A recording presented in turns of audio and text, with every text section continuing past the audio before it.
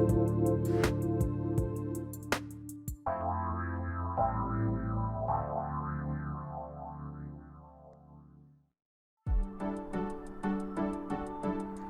to the Awakened Parent Project, Conscious Conversations, Empowered Parenting, with me, Susan Dolci.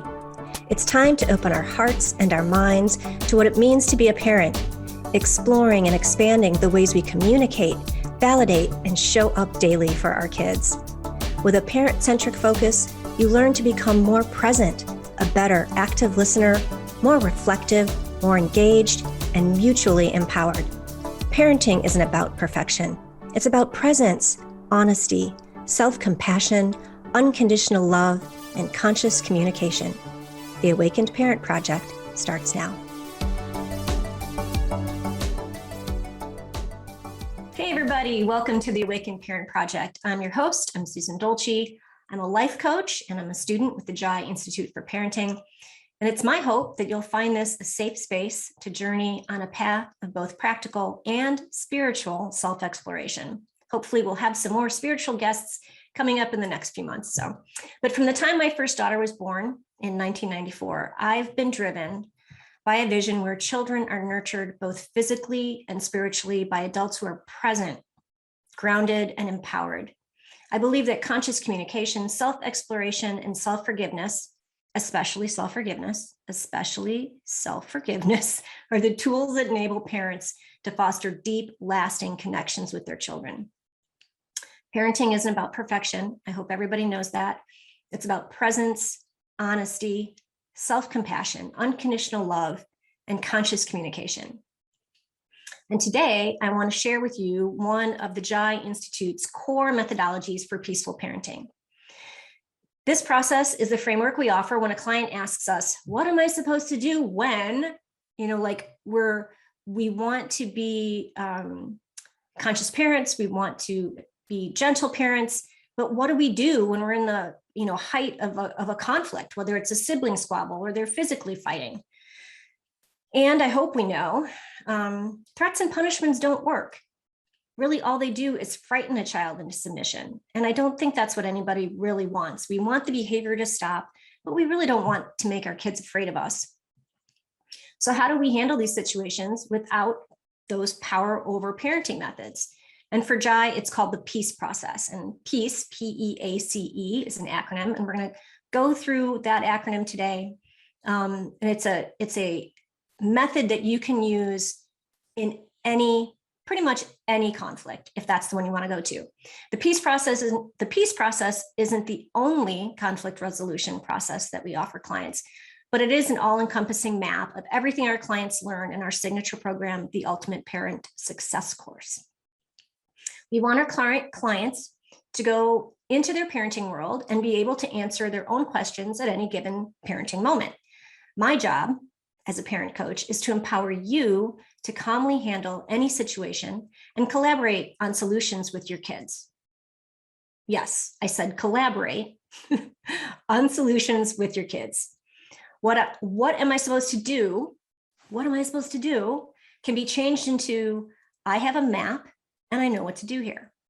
So this method, it does take practice. Granted, it's not something that you're going to know right off the bat, but with repetition and the help of a parent coach, the peace process can be your model for handling conflict. So we're going to talk about the what, the when, and the why. The what, the why, and the when of the peace process. It's a good thing I'm not popping peas into my mic, or at least I hope I'm not. And Edmund would tell me if I was. It's a lot of peas today. So the peace process is a 5-step framework to replace disciplinary strategies for power over parenting. So let's talk about power over parenting. Then we're going to talk about power under parenting. This power over and power under were new terms for me because I knew it more of as authoritarian parenting and authoritative parenting, and then power under being more permissive parenting. But let's look at power over parenting as your traditional authoritarian parenting style, which a lot of us were raised with. And a lot of that has to do with generational patterns and cultures. There was a time where, if children were in danger, they had no choice but to listen. I mean, obviously, when children are in danger, they have no choice but to listen to their parents. But that authoritarian parenting really kind of came out of necessity. We're not living in those times these days. And so power over parenting can be really drastic, can appear like, as far as like drastic corporal punishment, but it can also be very subtle. We're going to get to that. So let's look at some power over parenting strategies, like threats to control behavior. Threats never work. I remember one time we were driving, probably to school, and the kids, I have 3 daughters, and they were all screaming something in the back seat. And I was just like, I just had enough of the screaming and the yelling. And I said, if you don't stop yelling, I'm gonna. And I was like, I got nothing. I had nothing. I wanted to issue a threat so badly to just make them stop. And I couldn't think of anything that I knew I would actually follow through with.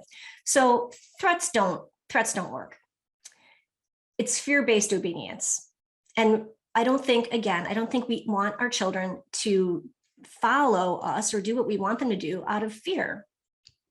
Another method or another way that power over parenting presents itself, and this one might surprise you, is with manipulation, like giving rewards, dangling rewards for wanted behavior. I think a lot of parents would look at that as, a tried and true method. I know it works for potty training. My kids got Smarties. They got one Smartie. So there might be a time and a place for it, but in an overall, manipulation with rewards is really not a good parenting policy. And then it gets into more corporal punishment, pardon me, like spanking and pinching and swatting and slapping, right? We know that those are behaviors as parents we really want to stay away from. I think most people don't want to get physical with their kids. We don't want enforced consequences to teach our child a lesson. I have another story about that, because I think we all have done we're going to teach our child a lesson. Like, we're going to take away the car keys, or we're going to do whatever, because they need to learn a lesson. And I think it was my biggest parenting failure ever, because we're going to be real here. Nobody's perfect. We're all on a journey. My oldest was 9 years old.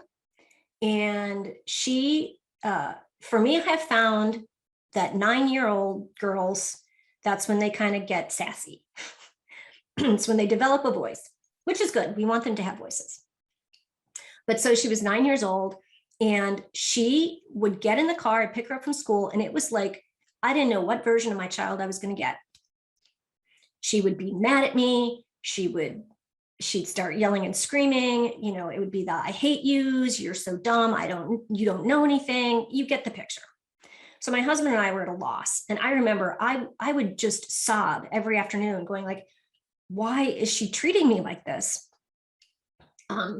Also realized farther down the road that I was actually triggered by that behavior. Like what she was saying was triggering me, but it was triggering me because of the situation with my ex-husband. Anyway, I digress. So my husband and I were desperate to come up with something that was going to make her change her behavior. And so one of his buddies recommended this thing called cabin fever. Okay, just by the sound of that, that can't be good, right? And so I was like, what's cabin fever? It's like you take everything out of their room, everything. Take their books, their games, you have their clothes, they sleep on a bed with one blanket and a pillow, like you take everything out of the room. And I was like, sounds great. We're going to do this. I can't believe I was so on board, but that's how desperate I was. And so we took everything out of her room. She could go to her room and do her homework. She was allowed to read a book. Back then, screens weren't a thing. And after about, I think, maybe a week and a half, she was like, okay, I get it. I know I'm sassy, blah, blah, blah, blah, blah. But that wasn't the problem. The problem was that I didn't realize that all of that behavior, so behavior is communication, right? Something else is going on. At that time, she was being bullied by another girl in her class. And that's what was driving the behavior. I didn't even think about that. I didn't even think about something happening outside of school. All I could do was focus on her behavior. And I can look back and I forgive myself for that. But anyway, power over parenting. To teach my child a lesson. It's parenting from fear. It's parenting with helplessness and despair. Another power over method that's very subtle, and I'm sure it's controversial, are timeouts. And that we can save that for another show too. But when I was talking about the peace process with my husband about doing the show today, he's like, well, that sounds a whole lot better than the belt method. And I was like, well, of course it's better than the belt method. I'm thinking, who's going to hit their kid with a belt, right? And he's like, no, it's a great acronym. And I'm like, what is it? And he's like, belt, beating or berating excessively while losing your temper. And I was like, ding, ding, ding. You're right. It is the opposite of the belt method. So this is we're trying to avoid power over parenting. And quickly, just to touch on what power under parenting is. Power under parenting is related to the freeze or shutdown mode of the parasympathetic nervous system. And what that means is, like, if your kids are fighting and they're tackling each other in the, not playfully, fighting over something, let's say they're getting physical or whatever, and you just go into freeze mode, you shut down. You are triggered by this event, by seeing them fight, maybe something from your childhood, and you go into freeze and shut down. Also, not the best parenting method, right? Because what is the goal in conscious parenting, or in what I would say good parenting? It's building relationships. It's keeping relationships solid and open, and that there's trust and safety in your family. So no judgment on the freeze or shutdown, because sometimes, like I said, it is just a nervous system response. But we want to avoid power over and power under parenting, and that's what the peace process is about.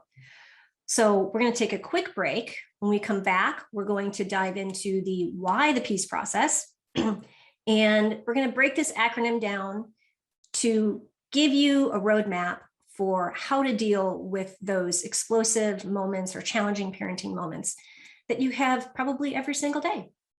You're listening to the Awakened Parent Project. I'm Susan Dolci, and we'll be right back.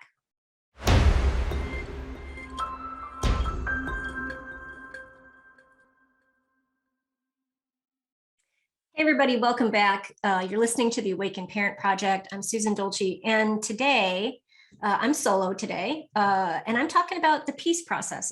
Pardon me, the peace process, which is one of the Jai Institute for Parenting's core methodologies for solving conflicts in families. And we were talking about the what is the peace process, and now I want to talk a little bit about why the peace process.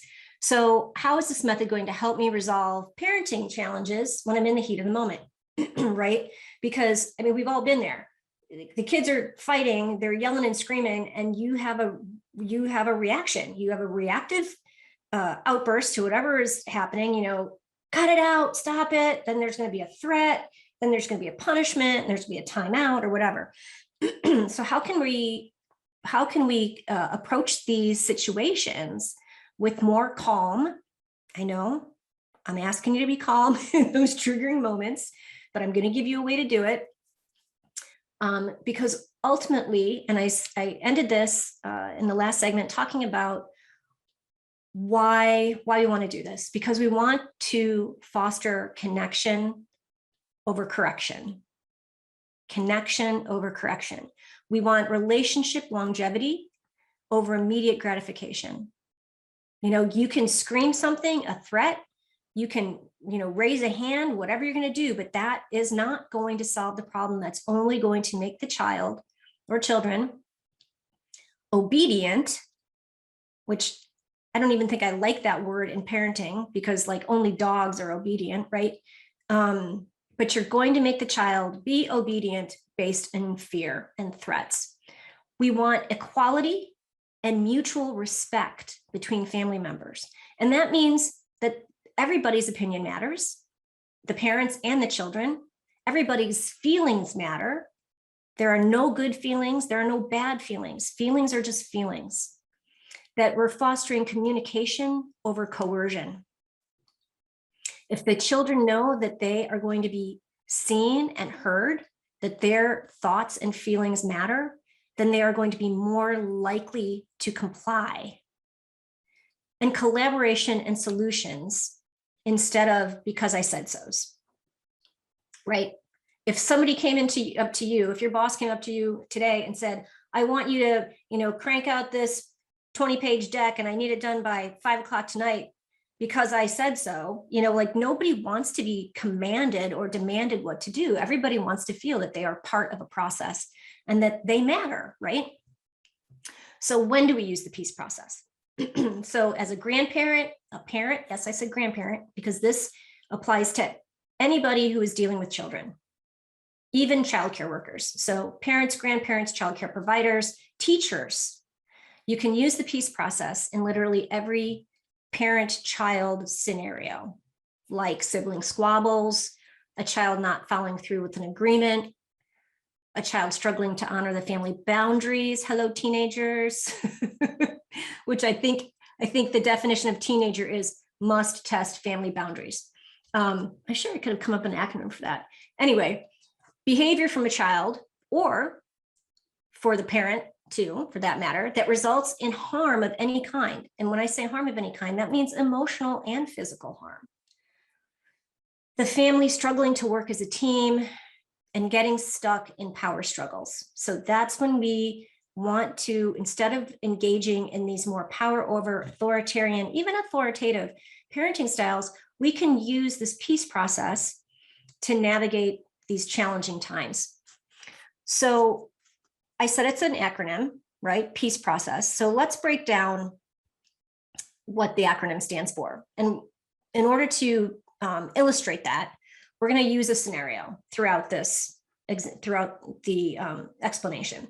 So the scenario is going to be you walk into a room and your younger daughter is screaming and jumping up and trying to get the iPad out of her older brother's hand. And the older brother's like, yeah, I can't have it. It's not yours. It's my turn. Okay, you get, I don't need to elaborate that much. I'm sure we hear it every day in our houses, right? So you walk into that scenario. Okay, so the first P, I'm sorry, there's only one P, there are two E's. P, the first letter, stands for presence and pausing. Now, in a perfect world, we would all just be present and pause. What I have found in the work that I do with my clients, my Diamond Coach clients, is I have found that most adults don't even really know what it means to be present. So I'm asking you to respond to your children's whining or backtalk or aggression by anchoring yourself into self-regulation. So we're getting it out of the limbic system, which is fear and anger, and into the prefrontal cortex, our thinking mind, right? I mean, our rational mind. So when I talk about anchoring, I want you to visualize that you are literally dropping an anchor down into the ground, to ground yourself into the moment.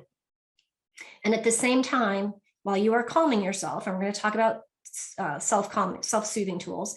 At that same time, you are creating a harbor, a safe harbor. Like, what's a harbor, right? It's a carve out. It's a safe spot in the ocean or off the sea for their emotional storm.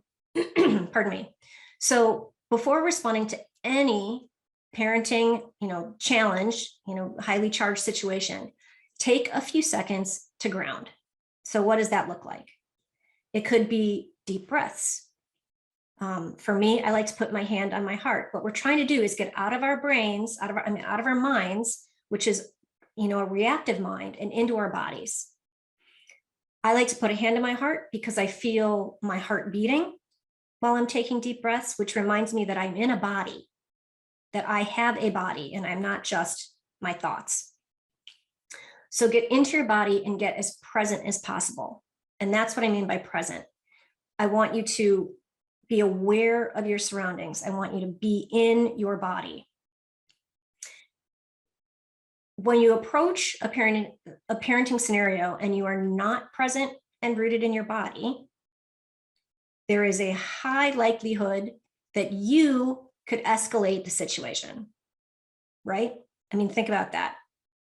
If you are, think about all the times you're trying to get your kids out the door or something, you're running late for work and you know you've got to get to work on time because you know your boss is going to light up on you again if you're late, and the kids aren't cooperating, and you are escalating the situation. The kids are fighting and your nervous system is sending their nervous systems into overload. So let's pause here for a minute, presence pause, and talk a little bit about self-regulation and co-regulation. So I am not well-versed enough to tell you the age range, but I think I could fairly easily say that 7 and under, children are not capable of self-regulating their nervous systems. They rely on us to calm them.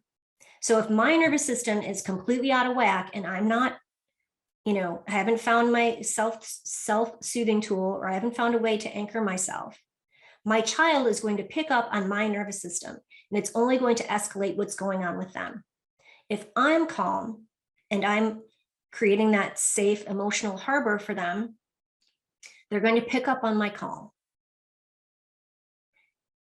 The second part of that is to help teach our children their own soothing tools. So maybe it's, do you need, some children like to, they like to rock, or maybe if it's a young child, maybe they have a pacifier or they have a blankie or something to calm them down. And we also teach our clients that if you take all your fingertips and press your fingertips together really hard, that's another way to be in your body and feel that you're in your body. And so as we do this for ourselves, we are also modeling it for our children. So the first letter, P, is presence and pause. So after presence has been established, we get to connect our right brain, our right brain, to our child's right brain. And we're going to do this through emotional connection and exchange. We're basically talking about empathy. So what does this look like? We want to get to connect to the feelings and the needs of what's happening in the scenario. We want to be able to name and identify the feelings and the needs without jumping into solutions. So I'm sure you've all heard the phrase, feel it to heal it, name it to tame it, right? We are attuning to their physical sensations and their heart feelings. And you need to be aware of your feelings too. I mean, your feelings are just as important in these situations. So if the child or children, if they're calm enough to communicate, you can begin by making empathy guesses, which would look something like this. So let's use the iPad scenario. So I know this might sound a little cheesy, but I'm going to give you the scenario. So, oh, Sally, you seem really angry right now. It seems like you're really angry with your brother. And to the brother, it looks like you're really frustrated with your sister. Both of you were really yelling loudly. Does this have anything to do with the iPad? We're not going to, now, if there is a physical altercation, you absolutely have to get in and separate them. Okay, so initially, if they were fighting, like we said, we're pausing, we're getting our children, we're separating the children. Sally, you sit here, brother, you sit there. We're going to calm down for a minute and we're going to talk about what's happening. And now the goal being that the child's feelings,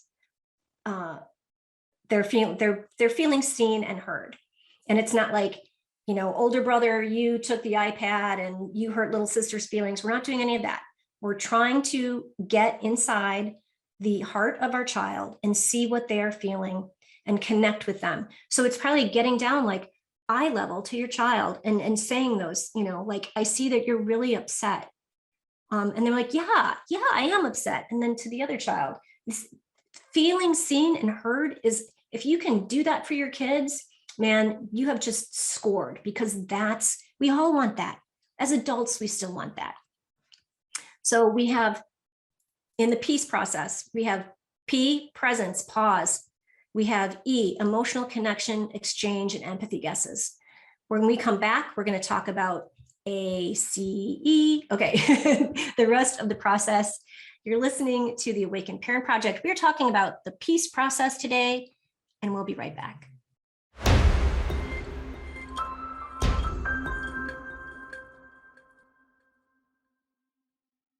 Hey, welcome back. So today we are talking about the peace process, which is a core methodology at the Jai Institute for Parenting. And so peace is an acronym. The first letter P is for presence and pausing. As we talked about, E is for emotional connection, exchange, and empathy. And now we are getting to the A of the peace process. So the A is awareness of what is true. So what does that look like? What does that mean? The goal here is to engage in mindsight. And mindsight's a term that we use to kind of get inside the brain and the being of your child, to try and look at what they're experiencing from their point of view. And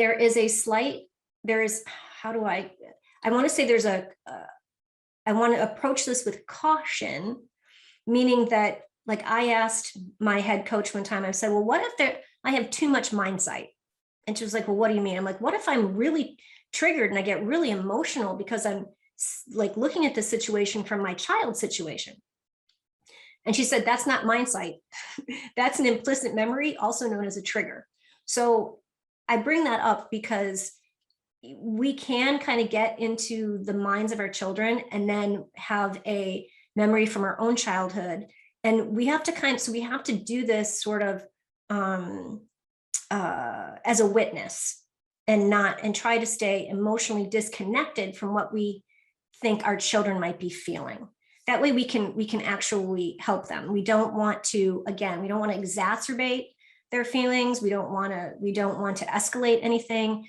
So when I talk about mindsight, it's like being the witness of how your child is experiencing, what emotions your child is experiencing at that time and what their frustrations might be. So basically trying to understand what caused the behavior to begin with. We want to get into the mind of our child, and you want to get honest with yourself. Where is your child acting developmentally at this moment? And that is really important, because I think as parents, we put expectations on our kids that they're not developmentally ready for. Like, you'll hear a lot of parents say, well, they should know this by now. And that's our expectation. Every kid is different, and developmentally, they might not really be ready to exhibit the behavior that you want them to have, whether it's, going on the potty or sharing. Like, children under 3 are not really developmentally ready to understand sharing. So that's just super important. Another thing to consider, where is their brain and what beliefs are they operating from? So if it's an older child, perhaps they believe that in the family that their voice doesn't matter, that, they're always the last person to get the attention. I know, like I said, I have 3 daughters, and we used to say, like, my middle daughter, everything with her was about fairness. And I think it's because she was a middle child. Like, to her, everything had to be fair. And it was like, that's not fair. And so from her perspective, her belief was that if all 3 of them didn't get exactly the same thing or amount of time or whatever, it wasn't fair. So what beliefs are your children operating from? What judgments do you have as the parent? I'm going to say that again. What judgments do you have as the parent? Because you might be coming in with stuff from your childhood, right? And that's important to explore. How can we commit to what is true in the moment and not our fears or our false stories or our limiting perspectives?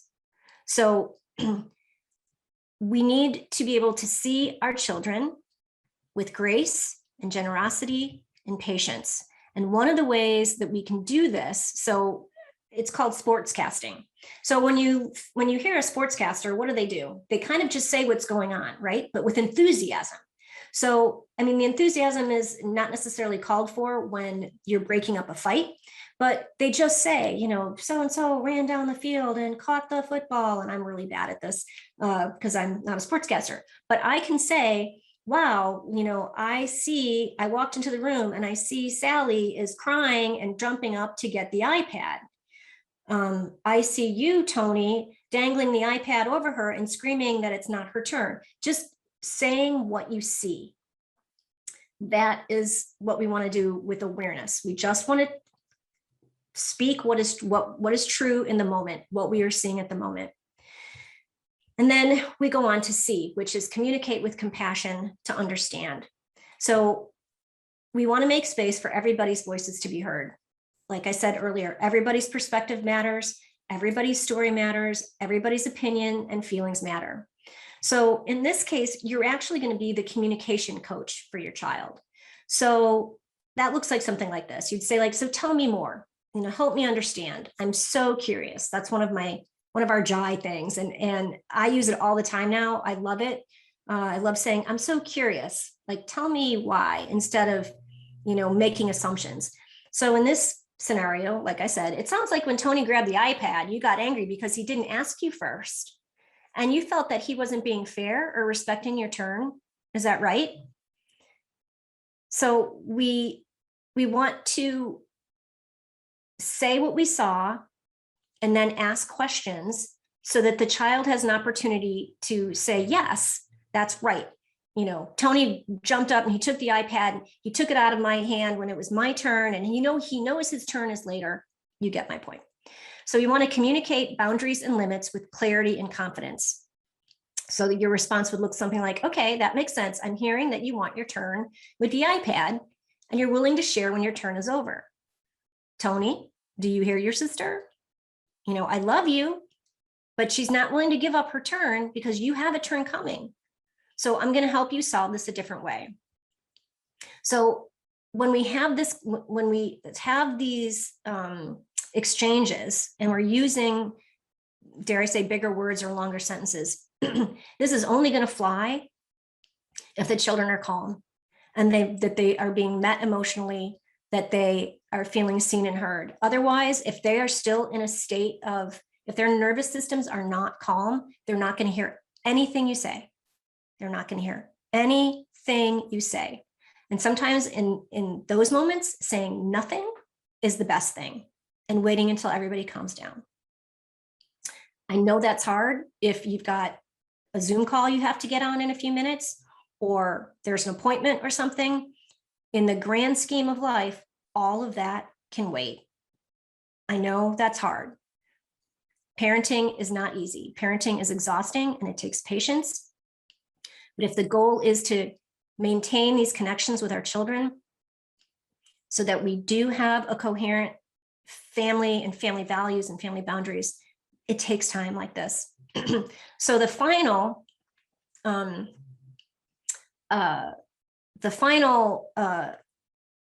E in the peace process was exploring solutions together. And yes, I mentioned that in the early, like collaborating on solutions. And so depending on the age and the state of regulation of your child, and when I say state of regulation of your child, I mean, where's their nervous system at the time, you can actually collaborate and problem solve. For some children, the parent offering a couple of suggestions might meet the child's needs for inclusion and collaboration and contribution.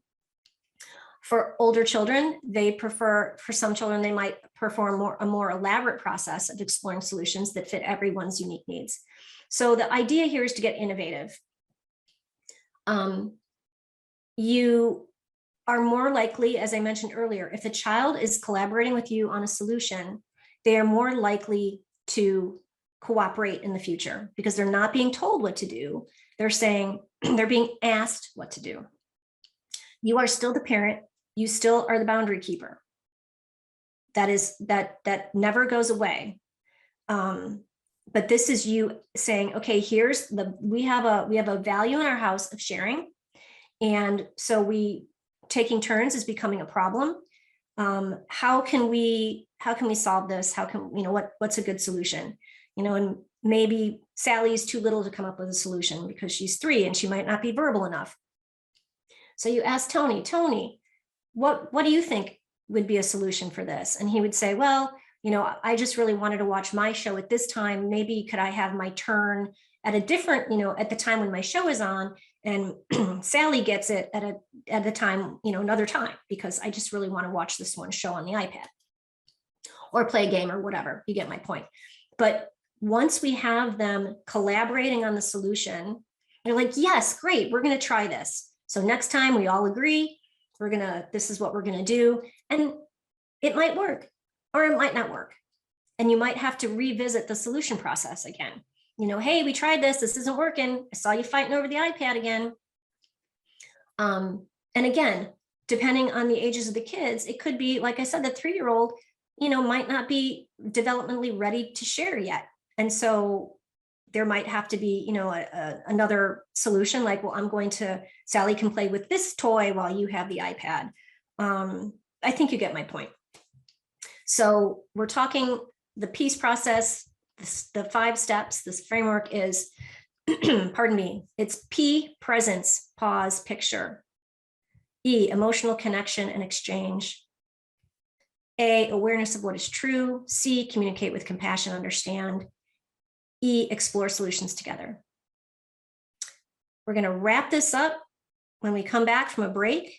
You're listening to the Awakened Parent Project. I'm Susan Dolci, and we'll be right back.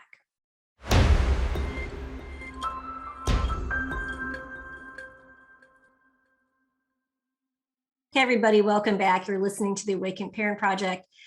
This has been a great solo show. I don't do these that often, but this process is sort of near and dear to my heart because the whole idea of the peace process, I remember being in those moments when, like I said, you don't know what to do. And I would power over. I would, like I said, give threats like I'm going to do, and then I would have nothing. And I would be like, oh, now I look like a stupid power over parent because I can't even come up with a good threat. And then I would have the power under moments where I'd just be like exhausted and too tired to deal with it. And I just think like, it's okay if they kill each other. I didn't do it. Like, it's just, those moments where you're just so burned out from the squabbles. And if you can keep the mindset of, 1, this too shall pass, and stay anchored in your body, it will take you a long, long way. So let's remember why we want to do the peace process, because to me, this is the most important part of it. And then we'll recap one more time. It's because we want to have connection with our children over coercion, right? We don't want our children, I remember, somebody saying that they thought my child didn't respect me. And because she was speaking disrespectfully. And I said, just because my child is speaking disrespectfully doesn't mean my child disrespects me. My child respects me a lot. And that's because we had connection. So it's a constant open dialogue, constant open communication, constant anchoring of yourself, and being that emotional safe space for your kid to, like, verbally vomit on you because they've had an awful day, and they know that you're still going to love them. You're still going to hold that safe space for them. And they can just, let it go. It's like, we talk about in Jai, and I used to do this with all my 3 daughters, daughters, love them. But I'd be like, here's the garbage can, just go ahead and just give me all the stuff from the day that you can't deal with anymore. And don't take it on personally. That's the Q-tip acronym. Q-tip, quit taking it personally. But to be that soft place for them to fall, and keep that connection, because it will carry over into their adulthood. I can speak for that. The peace process also fosters relationship longevity over immediate gratification. Equality and mutual respect between family members. Again, everybody's opinions matter.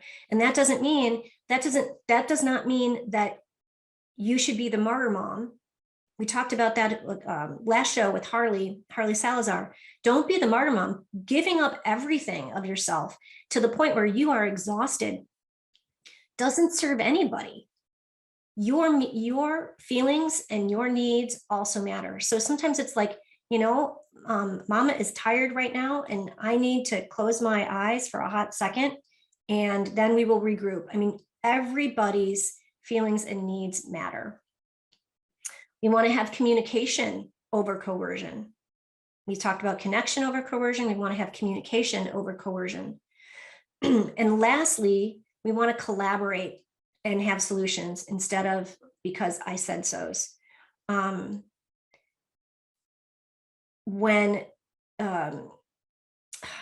This is going to be extreme, but I'm going to go ahead and say it. In that authoritarian parenting style, we tend to treat our kids like dogs, and we expect them to just obey and do what we say. We give them commands and demands without any reason why. And I know that there are some people out there who are probably going to say, like, I'm explaining myself to death. If you are in that situation where you are explaining yourself to death with your kids, it's because you are that Charlie Brown teacher in the background. You know what I'm talking about? It's like, wah, wah, wah, wah, wah. They're not hearing you because you are not communicating or connecting at their level. Again, remember, like, children have developmental stages, and not just because you think a child should be ready for, or should have a certain behavior down pat, doesn't mean that they are ready. Especially if, you have a child who's neurodiverse, or has, let's just say, learning differences. All of these things matter. All of these things need to be taken into consideration. And you are the only you are the only person who knows your child as well as you do. There's no doctor, there's no therapist, there's no psychologist who knows your kid as well as you do. And you maintain that deep knowing through connection. And that's the whole reason, and that's the whole curriculum, the whole JAI curriculum, the Ultimate Parent Success course, is guided by this. I'm sorry, Alexa, stop. Never thought that would happen. Anyway, she was going to keep talking in the background if I didn't stop her. Anyway, don't know what word I said that triggered her, so I'm going to have to be really careful about what I say. Anyway, connection. We want to maintain these connections with our children, and it will serve us in the long run as they grow into adults. I'm grateful for the relationship I have with my 3 adult kids, and the relationship we have as a family. And we made mistakes. We made lots of mistakes. Like I said, we did cabin fever. We did timeouts. I did this horrible parenting technique that I thought was the bomb at the time because everybody was doing it. It was called, it's probably a good thing I don't remember the author's name because I'm not recommending it, but I put my child behind the gate, which was like another form of timeout. And all that is separation. Like, the child wants to be with you. The child wants to nurture with you. The child wants to feel your love and connection. And you're saying, okay, mommy's putting you over here. And the pain is the child is separated from you. That to me is like one of the worst things I could have ever done with my kids. So, but history is not destiny. Another JAI phrase, history is not destiny. We all have time to start over. So I hope that going through this peace process has given you maybe a new map to when you get into a parenting challenge the next time you're in that, and think about that again. It's kind of near and dear to my heart. So much about being a better parent is about self-love. Like we were just talking, you can't give from the undertow, we have to give from the overflow. So putting yourself last doesn't make you a good mom. It just makes you a tired mom, and usually a resentful mom or an angry mom. Anyway, putting yourself last is nothing. If you head on over to susandolci.com, in the middle of the page, there are 3 circles. There's one for freebies. There's this isn't for young moms, but there's a freebie over there for empty nesters. So if you're a mom, a recent empty nester, there's a great little freebie over there to kind of help you regroup if you're looking where to go now that your kids are out of the house. There's also another circle, and this is the Journey to Self-Love workbook. It's a 30-page self-guided study that asks, I'm not sure how many questions, it's 30 pages. Excuse me. Asks the question to help you discover what's working and what's not working in your life right now. It is only $5. I think it would be the best $5 you ever spent. I've gotten some good reviews on it, but it makes you take stock of what's happening, what's working, what's not working, and what you might want to change. So please remember this. Parenting is not about perfection. You're human. We can't be perfect. We're human. So that's impossible. But what I like to think is that conscious parenting is about allowing your children to be your awakening. Let's let them wake us up to a better and brighter world. Thanks for listening, everyone, and I'll see you next time.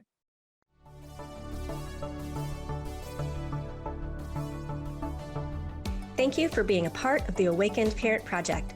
My goal with this show is to help us all become more compassionate and engaged parents by diving into the many techniques and ideologies of the conscious parenting community. This is a safe space to embark on a practical and spiritual journey of self-exploration and expand our ideas about conscious parenting. Got thoughts, questions, ideas? I want to hear from you. Reach out to me if there's a topic you'd like to hear covered on the show, or to share your conscious parenting story by visiting susandolci.com.